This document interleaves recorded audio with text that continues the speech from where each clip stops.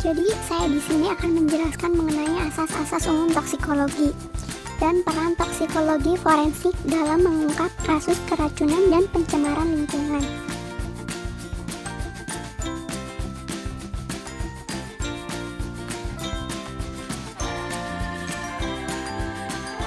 Asas umum toksikologi meliputi kondisi efek toksik, mekanisme efek toksik, wujud efek toksik, dan sifat efek toksik.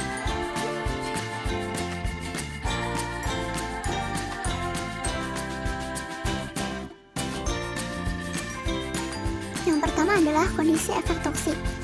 Keadaan atau faktor yang mempengaruhi efektivitas absorpsi, distribusi, dan eliminasi zat beracun dalam tubuh, yang akan menentukan keberadaan zat kimia utuh atau metabolitnya dalam sel sasaran atau tempat kerjanya.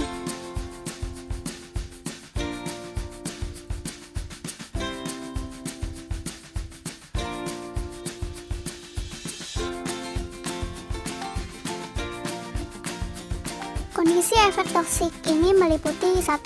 Kondisi paparan zat kimia, seperti jalur pernapasan, lama atau kekerapan paparan, saat atau waktu paparan, dosis atau takaran paparan, dan jenis paparan, akut atau kronis.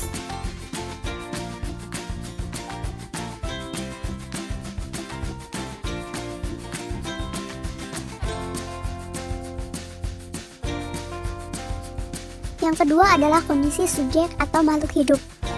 Keadaan fisiologi, misalnya berat badan, umur, suhu, kecepatan pengosongan lambung, kecepatan aliran darah, status gizi, kehamilan, genetik, dan jenis kelamin. Keadaan patologi, misalnya penyakit saluran cerna, kardiovaskuler, hati, dan ginjal. Kondisi menentukan ketersediaannya biologi zat kimia di dalam sasaran sehingga menentukan toksisitasnya.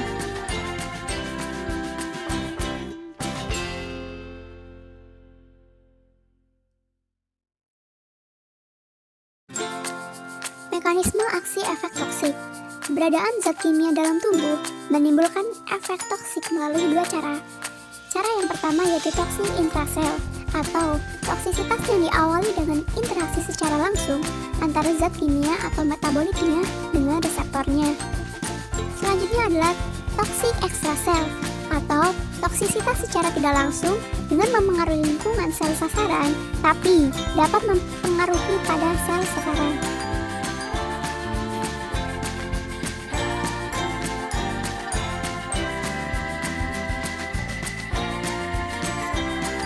Mekanisme efek toksik intrasel sifatnya langsung atau primer. Zat kimia atau metabolitnya masuk pada sel sasaran dan sebabkan gangguan sel atau organelnya melalui pendesakan, ikatan kovalen, substitusi atau peroksidasi, dan sebagainya. Sebelumnya tubuh beradaptasi atau melakukan perbaikan. Bila respon pertahanan tidak mampu eliminir gangguan, akan ada efek toksik.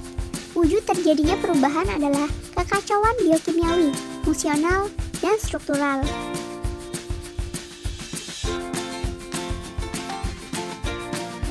Mekanisme efek toksik intrasel.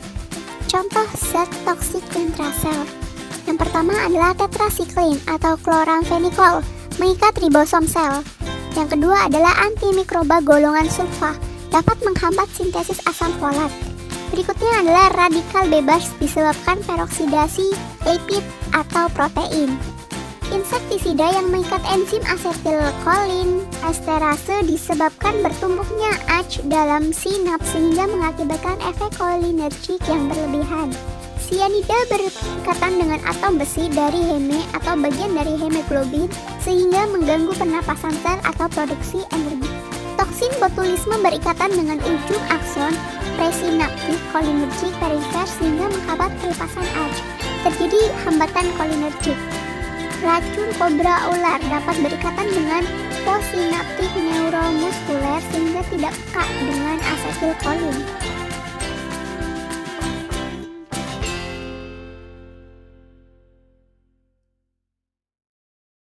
Mekanisme toksik ekstrasel. Kelangsungan hidup sel bergantung pada faktor lingkungan ekstrasel untuk memenuhi kebutuhan metabolik basal dan pengaturan aktivitas sel. Gangguan akan disebabkan perubahan struktur atau fungsi sel.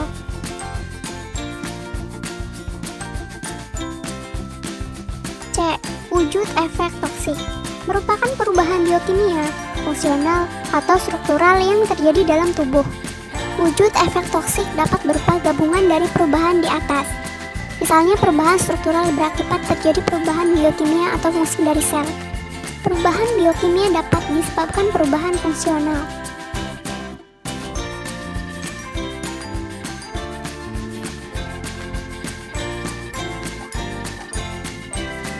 D. Sifat efek toksik.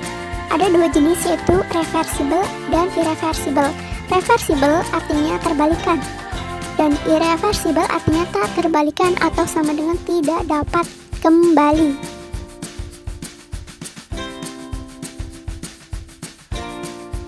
Ciri efek toksik terbalikan. Bila zat toksik dalam tempat kerjanya atau reseptornya habis, maka reseptor akan kembali ke kedudukan semula.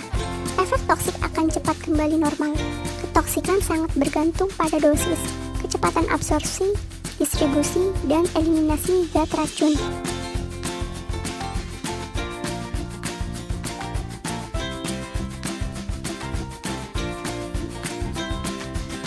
Ciri-ciri efek toksik tak terbalikan. Kerusakan bersifat permanen. Paparan berikutnya akan sebabkan kerusakan yang sifatnya sama, memungkinkan terjadinya akumulasi efek toksik.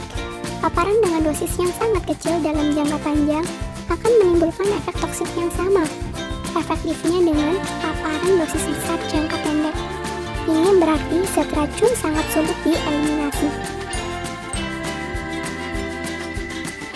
Berdasarkan Indonesian Journal of Legal and Forensic Sciences 2008, 1135 sampai dengan 39 yang berjudul Peran Toksikologi Forensik dalam Mengungkap Kasus Keracunan dan Pencemaran Lingkungan. Pada kasus ini, hasil yang dituai yaitu yang menjadi perhatian utama toksikologi forensik adalah pemahaman perilaku zat, sumber penyebab keracunan atau pencemaran, metode pengambilan sampel dan metode analisa, interpretasi data terkait dengan gejala atau efek, atau dampak yang timbul, serta bukti-bukti lainnya yang tersedia. Dengan pemahaman toksikologi dan dukungan disiplin ilmu yang terkait, maka dapat diambil strategi atau langkah yang tepat yang diperlukan agar dapat membuat suatu kesimpulan mengenai kasus terkait keracunan dan pencemaran lingkungan.